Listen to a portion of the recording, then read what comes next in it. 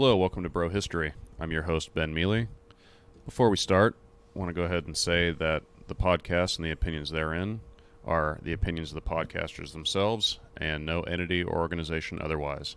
So sit back and enjoy Bro History. Hello, and welcome to the first episode of Bro History. I'm your host, Ben Mealy, and Hey, and I'm Zach Newman. Welcome, everybody. today we'll be talking about U-Boats. Unterseeboats. Yes. Well, also crushing beers and just generally being bros. Yeah, it's pretty much what we do. We talk about history, we drink a few beers, and hopefully we all learn something from today. I mean, probably not, but Yeah, well, You know. at the very least, we can talk about submarines and have a few beers. at least you'll have a good time. Yeah. So, let's start off talking about the history of submarines. What do you think, Zach? Good place to start? Yeah, I mean, I think, obviously, when we talk about history, we should start where history begins and, take it to where we should end. And where it ends. Yeah. Problem is, it never ends. Yesterday is history, Zach. Well, we're living history right now. Well, Exciting times we live in. Quite exciting times. Yeah. All right. So, instead of segueing some more, we'll kind of talk a little bit about what U-boats are and kind of the history of them as they started. So, U-boats sort of became a thing in the beginning of the 20th century in World War I. Germany practiced something called unrestricted submarine warfare. And U-boats, as most people know, are some of the earlier submarines that were actually used in theaters of war. So before this, you had a couple different types of submarines. The Americans used submarines in the American Revolutionary War, but they were hand-driven, not really too crazy, no torpedoes, nothing cool. Yeah, just kind of basic reconnaissance, you can't see us. There you are, though. Yeah, so kind of in the early years of World War I, a lot of the war effort was really reliant on American support in terms of war material. So we're talking guns, food stuff, heavy machinery, that kind of stuff. So yeah, merchant shipping is basically what it was. Exactly. And obviously we had the blockade of German ports, and in order to bypass that, they needed something kind of stealthy and could get around and obviously hinder the war effort on the Allied side, or the Entente. So exactly. So, how do you get in there and take out that merchant shipping? Well, you torpedo the living shit out of it. And how do you do that? You use early U-boats. yeah. So early U-boats were really pretty shitty in general. Not a very far range. Their loiter times were not awesome, right? They could really operate kind of just in and around the British Isles. Not very far get out in the Atlantic. North Sea, into the English Channel. That's about as far as they could go. Maybe out into the Atlantic, past the Isles, but really it was pretty restricted. Exactly. It was restricted, unrestricted warfare, Yeah. so to speak. I misremembered it wrong. Yeah, that does happen. Yeah. So the early U-boats, again, not terribly effective, but they were a huge deal to the Allies. We're peeping YouTube as we record, as any good historian does. That I have to thank Wikipedia for my degree, that's for sure. Yeah, I mean, obviously it has its sources, and we're not going to talk about that. We can talk about that. Yeah, we're not going to talk about it. We're not going to talk about that. Yeah. So, kind of before U-boats and unrestricted submarine warfare became a thing, there was what was called prize rules in naval warfare, which basically meant that if you sank a ship, you took responsibility for all the passengers on board. You made sure they got into lifeboats, and you kind of made sure that everybody was protected, and you were only really attacking military targets. Well, and to also avoid piracy, you would kind of give them a warning before you even shoot at them. It's one of those things where it's a gentleman's agreement. You're a merchant ship, you don't have guns, we're going to shoot you, but we're going to give you a chance to evacuate first. Exactly. And that was kind of how it all started. You know? But the reason that the Allies hated unrestricted submarine warfare is because it was the antithesis of that. They would sneak in the dead of night, under the surface, pop some torpedoes in the side of an ocean liner or a merchant ship, and sneak away. So this was a huge deal. This was kind of the terrorist attack crisis of World War I. They really kind of saw the Germans as barbaric for doing this. Well, yeah, and we had the equivalent of what we could say is a 1910s 9/11 when the Lusitania was sank. We're saying 1910, 11. Yeah, it wasn't quite 1911, but it was 9/11 at the time. It's pretty bad. That's a lot of 9/11s. Yeah. All right. But like 150 Americans were killed. It was pretty bad. Are we talking about the Lusitania now? Is that where we're going with this? I think that's the obvious next step. Okay, so if we're gonna be conspirators together, we're gonna be co-conspirators. We really need to talk about, was the Lusitania carrying war materials? Yes or no? I mean, does it really matter? And I think, given the direction it was heading, probably not. But really, like, who It was going cares? to Ireland. It was going Be- to Northern Ireland, right? yeah, but Northern Ireland, neither here nor there. I mean, we can, Because when we're talking about war materials, it could be anything from cotton to food or anything that could support the war effort. So, was it carrying war materials? Probably, yeah, but yeah. I mean, a passenger liner has those big cargo holds. I can't imagine they weren't full of something that was going from one government to another. yeah, But there's whole arguments about the bill of lading containing things for tanks, guns, artillery pieces. But we can talk about that. yeah. It's an ocean going 9/11, pretty much. Yeah. Yeah, So sinking of the Lusitania. So in a lot of ways, U-boats really were a massive cause of why the United States entered World War One, and a lot of people kind of forget that, right? That attack on the Lusitania, well, among other things, because we're talking about a war of public opinion here. correct? At the outset, the American public was not really digging the idea of going to war. No, they were isolationists. And I don't blame them. The beginnings of World War One really didn't make a lot of sense to anybody, even the nations involved at the time. It was No. a string of alliances that kind of dragged everybody in, and all of a sudden, millions of people are dying on the battlefield, and the United States was like, "Nah, I think we'll pass. We don't want a piece of that." Problem is, Woodrow Wilson was an Anglophile, and he kind of wanted to go to bat for the English. So really, at the time, the administration was looking for an excuse to go to war. Well, I mean, it's. I think a lot of the drive behind going to war in World War One was economic. We were the biggest lender. You got to secure your money somehow, and I think making sure that your side wins is the easiest way to do that. So you make sure you get repaid and avoid economic collapse. So I'll give you that. Yeah. We're getting a little too poli-sci in it, Mr. Poli-sci degree over there. So well, let's cage it back to U-boats. yeah, All right. So in the interwar period, right, we had a lot of restrictions levied on Germany. So their entire U-boat force, Navy, Army, etc., were pretty much gutted. So yeah. After the Allies or the Entente won the war, it was kind of like, you guys can't do that anymore. You're gonna take responsibility for everything, and no more war materials for you, Germany. You were bad. Exactly.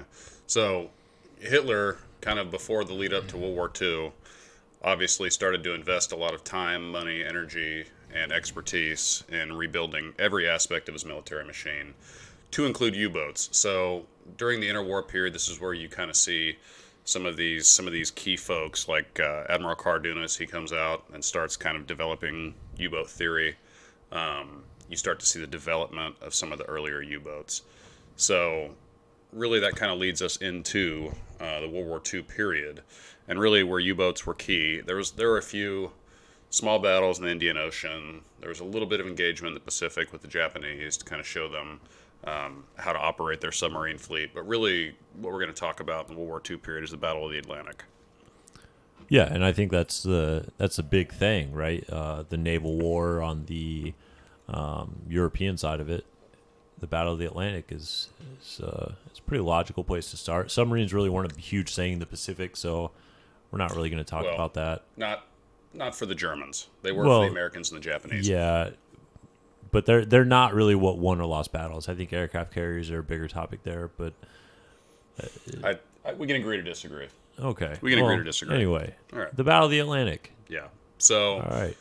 kind of we talked about in World War One how the early U-boats really didn't have much range. Well, that changed, right?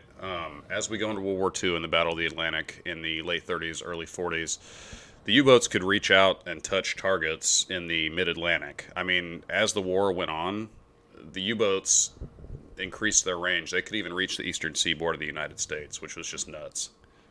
Oh yeah, they had a huge deployability, and I mean, there's cases where U-boats. Sorry, I had scatterbrain there. We're drinking beer, by the way. Reminder to all you listeners out there. But U-boats made it down to South America. They made it into really strategic places in America where you wouldn't really want them to be, and Canada. And really, there's not much you could do about it. They were stealthy. You couldn't see them. They were hard to spot from air, especially when submerged, and definitely by sea because it's a very small profile. And yeah, I mean it's difficult. One interesting thing, right? And we kind of talked a little, we hit on a little bit, now that you've raised my ire, so to speak, about the Pacific submarine fleet. One of the big differences between the Atlantic and Pacific theaters is you're 100% right. They're way more stealthy when submerged in the Atlantic. And it's funny because it's legitimately just due to the color of the water. Japanese anti submarine aircraft, for instance, in the Pacific, they could see the American subs when they were at periscope depth because the water is so blue and clear. Oh yeah. I watched a documentary on that the other day, and they actually found one of the American submarine aces simply because the water was so blue and clear. So, here's a fun fact. Bad news for submarines in the Pacific. Yeah, yeah. Which is why apparently they weren't effective. Yeah. Apparently. Well, again, we can agree to disagree. Yeah, I suppose so. So, anyways, we're kind of going a little bit into the history there. So, World War II, Battle of the Atlantic, like we talked about. So, the first few years of the war, what they kind of phrased the happy time, which is June of Happy time for U-boats, by the way. Correct. Not the happy time for the Allies. This is a pretty shitty time for the Allies at that point. Lasted from June 1940 to February of 1941. And really, again, that was the best part of the war for U-boat captains and their crews. They could just unmolested, just get in there and just completely destroy Allied shipping. Well, and let's talk more about this because it's interesting. The Allies really didn't have much of a response to the U-boats at the time. I mean, the lessons learned from World War One had really been forgotten by this point, and the Allies had no defenses against these things. They were just out in the Atlantic, crushing merchant ships. Crushing merchant ship mish, so to speak. Yeah, and also military ships, I guess, but not mostly really. merchant ships. Yeah, mostly merchant ships. Yeah. That was always the primary goal, right? So the Japanese wanted to attack capital ships. The Germans, they were always trying to go after merchant shipping. No, and I agree with you, Zach. That was kind of part of it, right? So there wasn't really a response. And part of that goes back to what I was talking about earlier with the lack of range. The response to U-boats in World War One was mainly a British thing. So... Well, yeah, because it affected them the most, Correct. obviously. So Yeah, so they started attacking Scandinavian shipping. They started attacking shipping from America and Lend-Lease. Just a lot of craziness there. So I'm not going to waste a lot of time because I kind of want to go into some more interesting categories. But really, the happy time is kind of where we're going to talk a little bit about the capabilities of the U-boats because this is when they were most prolific. And we'll just kind of wrap the history up succinctly, right? As the war went on, the Allies developed some better techniques, some better technology, and U-boats became less and less effective as the war went on, especially due to naval air power. well, that and British innovations such as sonar or ASDIC and depth charges, and they became over time a little easier to find, so they were less effective in that regard. But let's go ahead and talk a little bit about how these U-boats were armed and what they could actually bring to the fight for Germany. Yeah. So the armament is kind of the cool part that we can kind of hit on with U-boats, right? So the main armament of any submarine, any fast attack submarine, is what they're called nowadays, is the torpedo, right? If you're going counter ship, you're going counter sub, you're firing torpedoes. So in World War One and World War Two, these were very simple torpedoes, right? World War One, way less sophisticated. World War II, they actually had targeting computers on board. And I say computers, I don't mean like, IBM computers. I mean like you had to go up in the forecastle and turn dials. Yeah, and, mechanical computers. Exactly. Yeah, basically a complicated slide rule that the captain and his targeting officer would work through. But these torpedoes were very simple. They were just a straight running torpedo. And then, so in the early years of the war, I've actually listened to a few podcasts, read a couple books, kind of read some articles. A lot of this comes from Wikipedia, but it's more of like a memory jogger for me, right? So the early torpedoes they used during World War II used something called a magnetic gun. And the magnetic gun would basically fire the explosive in the torpedoes once it sensed a magnetic field emitted by the hull of a ship. So there's a lot of problems with this, right? If the ships get savvy and they coat their hull with an anti-magnetic paste, Yeah. there you go. That's an issue, right? But But interestingly enough, one of the big issues they ran into in the North Sea was my cat running into my effing blinds. One of the issues they really ran into in the North Sea was the change in the magnetic fields of the Earth actually prevented a lot of the magnetic guns and the torpedoes from firing. So a lot of the torpedoes they fired, even though it was kind of the happy times of the war, were duds. Right? Just bounce off your hull and oh man, we dodged it there. Yeah. know? Yeah. Dink. Oh man, we almost died. Yeah, cool. They know we're here now. Great. Hopefully, hopefully there's no destroyer escort, right? Yeah. So, that was kind of a bad deal for the early U-boat captains. And I'm gonna plug my Twitch stream. If you've ever watched me play U-boat on my Force the Space Twitch, Facebook, or YouTube, you can kind of see that some of the torpedoes that get fired are duds, and that's realistic, right? In these days, there really wasn't a whole lot of surety in the fact that your torpedo was going to hit and explode. Yeah, I mean, you never really have a surety anyway with weapons. You could always have a crap piece of machinery, but the more complex it is with these developing technologies, the more things are likely to go wrong. And we see this across all areas of combat in this war, air, land, sea, whatever. But it's particularly interesting for the Germans because this is really kind of where they put a lot of their money. If you blow your load on U-boats and you don't have much left on battleships like the Bismarck or things like that, you're just kind of done. They didn't have the resources to keep this going. You had the Allies bombing their production facilities. It was just really kind of a bad time for Deutschland and their war production facilities.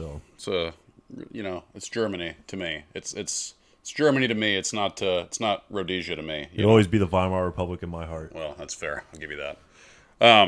So so really, kind of what you're talking about, yeah, it ties into some of the strategic sites that they had. Right, there wasn't really a huge preponderance of deep water ports that the Germans had in general throughout the war, and of course, as the war progressed, they lost those deep water ports. So U-boats can be seen as kind of an autonomous answer to having a really robust naval fleet. Yeah. You get a little message across your Enigma machine and you go out to war. Exactly. So that's a good segue. I'm going to get us a couple brewskis and I'm going to let Zach talk to you about the Enigma machine, what it was, and how it was used. All right. So the Enigma machine is basically an early cryptographic computer. It came with these neat little tablets and you program it and get your crypto right. And you can code and decode messages. It's how the U-boats receive their orders from higher headquarters. So... And, well, let's back up a little bit because this is interesting. The Polish actually had a reproduction Enigma machine without all the codexes and stuff like that, but they were working on it before or during Germany's invasion of Poland. Somehow it ended up in the British hands over time, and the Brits were able to get an early start on decoding naval codes, basically, for the Germans. So nothing was really a surprise, but when you get all these U-boats, and we're talking quite a good number of U-boats out in the Atlantic and the North Sea and the English Channel shooting at your ships, the codexes really don't help you that much. And they help to an extent. But... And kind of the big draw with the Enigma machine, right? And again, I kind of talked about Admiral Dunitz, and we had a lot of U-boat aces come out, right? Otto Kretschmer was one of them, right? But how these guys were most effective is using this Enigma machine to kind of synchronize their movements. U-boats were organized into units at sea called wolf packs, where one U-boat would find a ship and then kind of transmit to his bros. Kind of an early Blue Force tracker, honestly. Hey guys, here I am. I know you're nearby. Come on by and help me kill all these merchant ships. Exactly, but kind of the form of cryptography in those days was so primitive that you could just intercept the radio messages, and if you were just saying in German, "Hey man, these dudes are over here," you were giving away your positions. The Enigma machine was key. So we're kind of talking about armament. We're getting a little off track, but that definitely was key. It was part German of their... crypto was top notch. They just happened to mess up enough to where the Allies were able to decode it. Correct. Yeah, we eventually got a hold of it, and along with everything captured else. So we got the proper codexes and were able to decode, and the Germans were really at a major disadvantage at that point. Allies get your crypto, gonna have a bad time. Gonna have a bad time. Gonna have a bad time. All right, so we talked about the torpedoes before we got off on the Enigma machine, Yeah. but Let's talk about the deck gun. yeah, another I piece want to of know about that. I love talking about my deck and its gun. I would love to hear about your gun. Okay, let's All right, let's talk about the gun. All right, we can talk about that. Yeah. So the deck gun was kind of, we talked about torpedoes, which are your main armament, right? You're wanting to use those when you're submerged at periscope depth, right? They're relatively silent. The early torpedoes were steam powered, right? So you'd see a wake of bubbles if you were a ship, and you'd kind of know that it was coming towards you. The deck gun was what it sounds like, an artillery piece that was on the deck, 88 millimeter gun, and really that was used once you'd crippled a ship with a torpedo, and really you wanted to go up against a merchant ship because a destroyer would just eat your lunch, right? Well, yeah. Yeah, or a battleship or anything else. I mean, it's not a huge gun by naval standards, but it's enough to get the job done. 88, Especially when you have a crippled merchant ship. exactly. Yeah, it would, because as the bulkheads broke and the ships floated, you would eventually, sink. But they wanted that kill. They wanted to slip back under the water, transmit that they had hit X, Y, and Z ship to headquarters, and then get out of there as quick as possible before that merchant called in an escort and they got completely shat on. So, deck gun, 88 millimeter, 8.8 centimeter, 88 millimeter gun. Really, which was the most prolific German weapon, I would say, of the war. Yeah, I mean, the Germans had their certain calibers and stuff that they were really good at making, and they just kind of stuck to it, and it worked for them. I mean, the 88 was used in an anti-aircraft mount. You could use it as a flat gun. It was on the Tiger tank. On tanks. Yeah, tanks, field pieces, right? I've read some anecdotes in some books I read coming up in school about,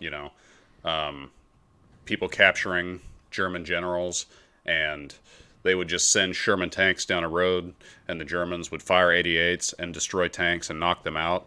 And the anecdote is the general said, well, we lost because you guys could just keep sending tanks. Yeah. We ran out of shells before you ran out of tanks, which is fucking nuts. Yeah. But what you gonna do?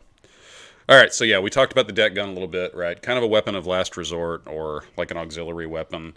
It's really interesting that they were able to kind of saltwater proof them so that you could dive with this deck gun and then just operate it when you came up. Yep. Kind of nuts. Really, really primitive weapon there. And then a real weapon of last resort. Yeah, last resort. I mean, we're talking, you're probably going to die, but we're going to, make somewhat of a defense here. Yeah, they had anti-aircraft suites on them. I'm not quite sure what the German, brand or developer on those guns was on there, but let's just say, they did have an anti-aircraft capability. Later on in the war, they actually modified some of their subs to be primarily anti-aircraft, and they beefed them up, and they operated in a primarily surface role, which was really cool because they would just hunt for aircraft. But like your normal, Type 7 U-boat, if you've ever seen... It's your Wolfpack defense mechanism. You have the anti-aircraft guy that can go up there and shoot down aircraft that don't mess up your buddies, and you can go on being happy and wrecking. But individually, if you got targeted by, let's just say, like a short Sunderland, right, which is like your British flying boat, anti-submarine warfare craft of the early and mid-war, you were fucked, right? Like... Your AA gun is cool. Gonna have a bad time. Yeah, good to have an AA gun, but guess what? He's probably going to drop a lot of depth charges, kill you, your entire crew, and call in destroyers. Yeah, and you might have a two-man crew manning this gun. I mean, your ability to shoot him down is a lot less than his ability to drop a charge right on your head. And fact is, you had to be surface to use either your deck gun or your AA gun, right? Which is dangerous position for German U-boats. Yeah, as we've talked about, right, it was a stealthy weapon. You really, you'd kind of come up, go to periscope depth or surface if they didn't see you, slip some torpedoes into the side of a ship, submerge, and run away after you'd ascertain that you'd killed it. Like, that was your thing. Yeah. So, AA gun, not stealthy. Deck Asymmetric gun. Naval warfare is basically what the idea of this weapon is. Yes. So. Most definitely. against civilian targets. Yeah. Be that as it may. But that's nothing new. I mean, targeting civilians was outlawed way before World War One ever happened in the Hague Conventions of 1899 and 1907. So, you know, war crimes on both sides are something that most people try to shy away from. But, I mean, the Germans kind of owned it in both wars. They're like, yeah, we know this is not quite the norm, but we're going to do it anyway. And hopefully we win. Yeah, no, for sure. All right, so we've talked about the armament of some of these. So let's talk about some key vulnerabilities. We've kind of hinted at a lot of these throughout, but we can talk about kind of a few of the issues inherent in U-boat warfare. So one of the big ones, right, is range. We kind of hit on that a little bit, right? These U-boats were primarily diesel boats that operated on the surface. If you ever look at a picture of a U-boat, you can kind of see they have these big outboard, what do they call them? They're not tanks. Call them sumps or sinks or something like that. But what's interesting about the diesel tanks on a U-boat is they're not actually a closed system. They're open to the seawater on the bottom. I learned this a little while ago. So just the difference in density. I listened to a podcast where they actually got an old German U-boat officer on here to talk. Really cool. And he's like, yeah, fuel bunkers. That's what they're called. The only thing separating the seawater from the fuel was the density. Yeah. So really, they're really an engineering marvel, right? You look at even something small and stupid like that, and it's like they're not even like a closed fuel tank. Yeah. Yeah. Kind of nuts. It's interesting. It is. But the range was a big deal, right? How much fuel you could carry. In the beginning, they really didn't have, like I said, in World War I, much range. But as World War II went on, they had quite a bit more. As they developed, larger and larger fuel tanks. They actually used what they called let's read here. Let's see if I can look at Roman numerals and read them. Type 14, which they called it a milk cow, which was the, English translation of the word they used. Zach might be able to read that and tell me. Yeah, it's milk. Milk. Yeah, milk cow. Yeah, Yeah, that's what it is. But they were basically fuel-carrying U-boats that they'd only have, if I remember correctly, 2 torpedoes on board, period. And the rest of the space was taken up by fuel, and they would also have, interestingly enough, bakeries on board. And when the ships would pull up and dock in the middle of the Atlantic, they would pass them foodstuffs, fuel, fresh baked bread. It was a huge morale. Well, they're not docking in the middle of the Atlantic, but They are. they're docking on what? Oh, they're throwing ropes back and forth to each other. Gonna dock on each other. Don't get me started on docking.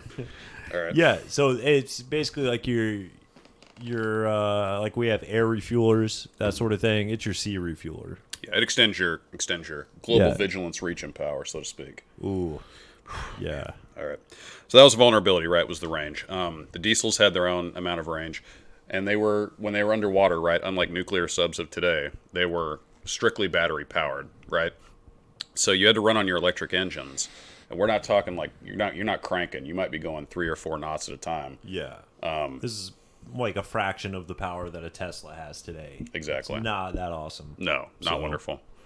So, if you were under there, you were reliant on your battery power to run everything in general, right? You couldn't fire up your diesel generator to recharge your batteries because it would pollute the air.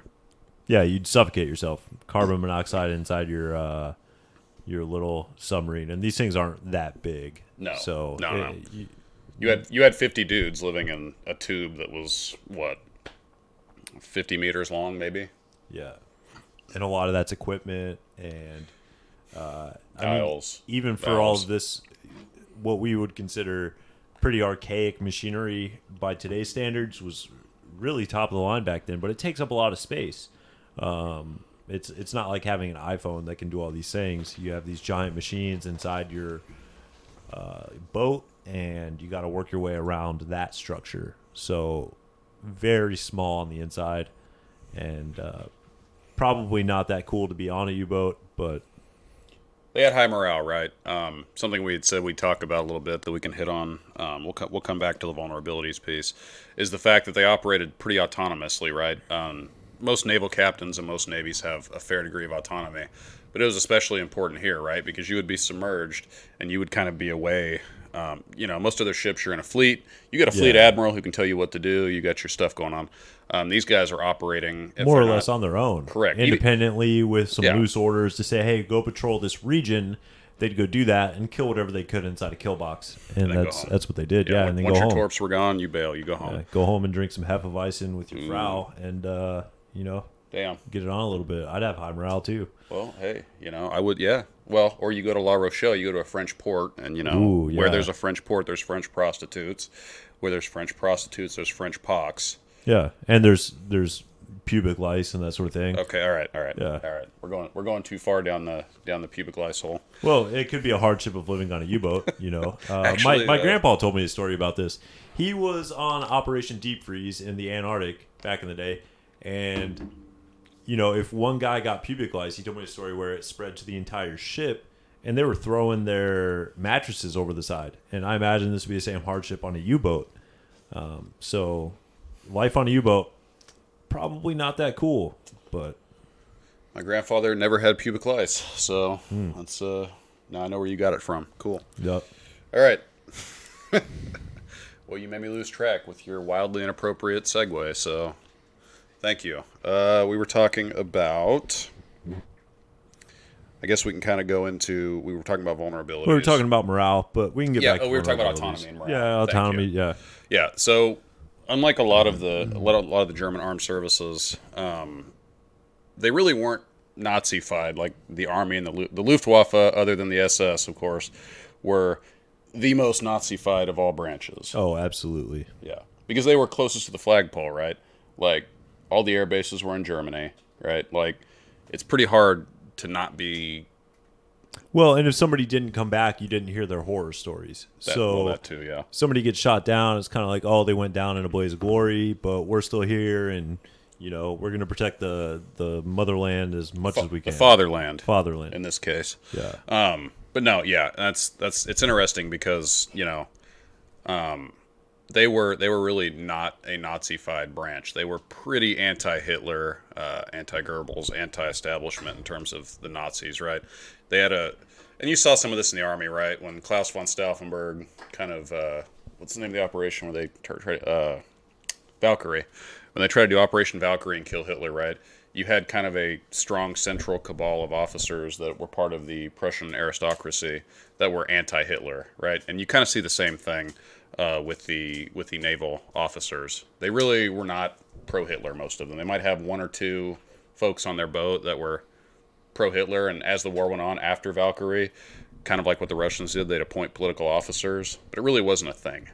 No, not really. And a lot of that brainwashing and stuff like that, the real patriots of Nazi Germany were in a minority in the Navy. So not that popular dudes. They probably got beat up a little bit by the people that thought kind of normally. Obviously, everybody was there to protect their homeland, but the degree to which people were, I guess, more or less brainwashed varied quite a bit against the norm that you would think in the Waffen-SS or the Luftwaffe. So, yeah, not that radical, I guess I would say. No, Yeah. and interestingly enough, right, we talked about this yesterday, like Karl Dönitz, he was the last Führer of Nazi Germany, which is funny because you can see how many of them like were captured, killed, or committed suicide at that point because you took the most apolitical guy and they're like, well, shit, I guess you're it. Yep, you're the Fuhrer now. Good luck. Go ahead and sign the papers for us. Yeah, exactly. Yeah, have fun at Nuremberg.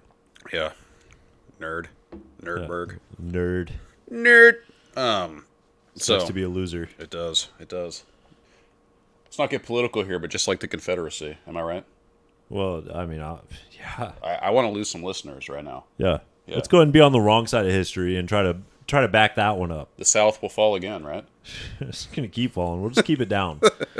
Hey, Reconstruction will fix it, I promise. Yeah. All right. Most certainly. As you can tell, unfortunately, I'm a historian and my friend Zach here is a political scientist, so we tend to go on tangents. That's part of the appeal, we hope, of this podcast, is listening to our ramblings. Yeah, we both bring a little different sort of flavor to the discussion.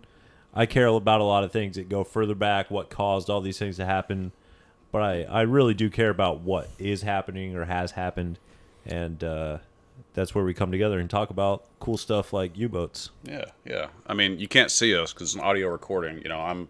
I'm dashingly handsome. Zach, kind of. I'm in pajamas right now, just drinking some Tecate lights. Yeah, yeah. Yeah. Anyhow, where are we going with this? All right, let's get back to vulnerabilities. We talked about autonomy. Yeah, let's talk about ASDIC. That's a cool one. I like to talk about ASDIC. You like to talk about ASDIC? Yeah. How do you feel about ASDIC? I think it's really cool. Yeah. Everybody likes a little sonar on their torpedo. You know what I mean? Ooh, I do. Yeah. I do. Me So- too. Yeah. And ASDIC is exactly what that brought. You shoot a little sound down into the water and you see what's going to float. Yeah, so really what ASDIC is in better terms is obviously sonar. It's got a silly name. But active sonar, right? Because what U-boats had on them was what was called a hydrophone, right? Which is exactly kind of what it sounds like. It's a sensitive, I'm talking into a streaming mic now. It was basically that on steroids underwater. But it was on a pivot mount, so the hydrophone operator would twist it around. It was on top of the U-boat. He'd twist it around and listen for propeller sounds. He was trained to identify them. Yeah. ASDIC's different, right? ASDIC is basically sonar, right? Yeah. You're sending out pings, and Shoot a big old beam of sound out into the water and see what comes back. It's radar underwater. Correct. Yeah. And radar also became a thing, right? Mainly on the ships, but mainly on the planes. And these U-boats would use snorkels so they could use their diesels while submerged, but radar would actually pick them up on the surface. So that was also another thing that kind of happened. That was a weakness that they had. Yeah, we have radio detection and ranging and sonic detection and ranging above the ground, water, sea level, and below. Yeah. And really, in every theater, it bit the Germans in the ass pretty hard. Yeah. Radar, they didn't really know about it, and when they did, they didn't worry about it, and the Brits were on them from the start. Same with sonar when ASDIC came around. The Germans didn't really know that it was a thing, and they found out the hard way, and that's when we start to see the decline of U-boat warfare. Exactly right. Because with ASDIC sonar, right, the destroyers, instead of trying to guess where these U-boats were, they would just go in and, as the war went on, right, depth charges are the primary weapon that you'd use. As the war went on, some of the counter things they had, right, is they had what was basically a mortar on the front, right? So they'd be able to drop these depth charges off the back, which was kind of the normal way, out the sides, and then they would fire these line mortars off the front of the ship. So you're just bracketing these dudes in and just fucking and they them know up. exactly how deep you are. They know where you're at, and there's not much you can do because they're faster than you are. They're more maneuverable. You're underwater.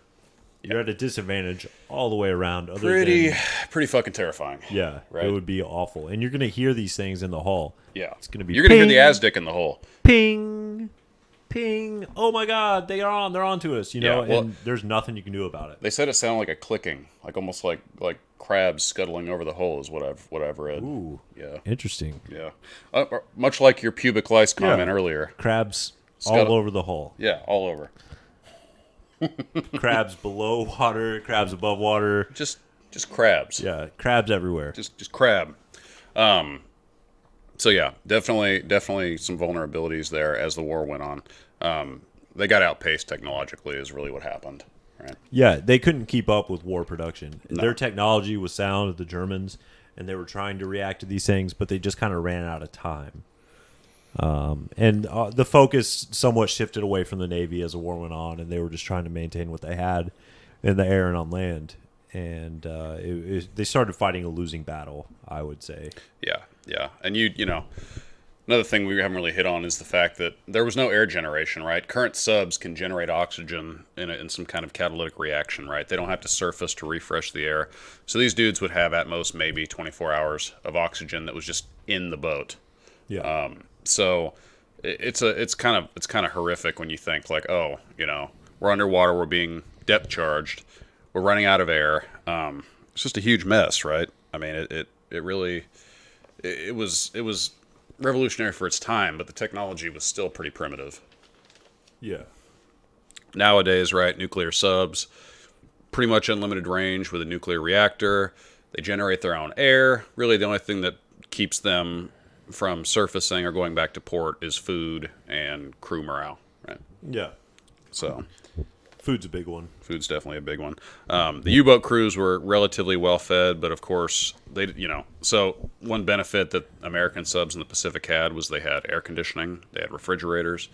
The Germans didn't have any of this, so all their food was dried, smoked, canned, cured. Yeah, they ate relatively well, a lot better than the poor ground pounders in Russia, I'm sure. But kind of one of those deals. So. Yeah, we already kind of talked about how as the war went on, they lost bases, which is obviously a vulnerability. You can't replenish, resupply. Well, and the war ended with U-boats still in dry dock. Correct. So yeah, some in dry dock, some at port. There came a some point out at where sea. the Germans just couldn't produce enough U-boats to make up for the losses they were taking, and eventually couldn't even deploy U-boats that they were working on. So Exactly. So, as with the rest of the war, pretty much, a losing battle for the Germans. The last thing I kind of want to talk about is, we'll wrap this up afterwards because we're sitting here at about 40 minutes into the podcast, is the Type 21 submarine. yeah, So, and we're talking end of war stuff. It's really the next step in, I'd say, the beginning of modern submarine technology and warfare. What we see today. Correct. And this is the very beginnings of that. Correct. Yeah, and that's the Type 21 Electroboat, right? So that's really the first submarine that was hydrodynamic, right? Kind of fully modernized. Now, still a diesel electric boat, right? Not necessarily a nuclear boat. Yeah, it was limited by the technology that existed at the time. I am limited to the technology of my time. Yeah. Yeah. But again, right? Hydrodynamically streamlined, right? Once again, reading from Wikipedia like a good social scientist does, roughly triple that of the Type 7, which is mainly what we've been talking about this whole podcast. The Type 7 was what was termed the workhorse submarine. So triple what? Triple size? Triple the number of batteries. Oh, okay. Yeah. So let's see what we say here. Travel submerged at 5 knots, still not a high speed, for about 75 hours before recharging batteries. So that's pretty good. Yeah. Problem is, like all the other German Wunderwaffe, kind of came a little bit too late. Yep. So, had 6 bow torpedo tubes instead of the 4 on the Type 7, right? Which was something that kind of went forward. Better facilities, right? Better places to sleep, and they actually had a freezer. So, kind of what I just talked about. A lot of their stuff was dried, etc. Way better. So, as we go forward and we kind of look at subs today, this was where they all started. The Russians and the Americans especially kind of followed this model with their diesel electric subs until the first nuclear subs. The Nautilus was the first American one, for instance, kind of came to the fore. Yep. And Zach? yeah, I think that's about all we have today. Thank you for listening to our discussion about submarines. I thoroughly enjoyed it. I did too. It's good having you on, Zach. We hope you listen. We hope you like, subscribe, follow us on Libsyn. We're gonna probably be on Spotify here relatively soon. If you're not listening to this on Spotify now, in the past. And if you like what you hear, tell your friends about us. yeah. And We're also, just dudes. We like to drink. We like to talk about stuff. just a couple of bros talking about submarines. If you have suggestions about topics you want us to talk about, Shoot me an email. Let us know. It's on my Libsyn. Again, if you want to see me stream some naval warfare, hit me up on Twitch. Go by Force the Space on there. Same on Facebook and same on YouTube. So we appreciate your time. Thanks for joining us, and have a good day. Yeah, have a good one, everybody.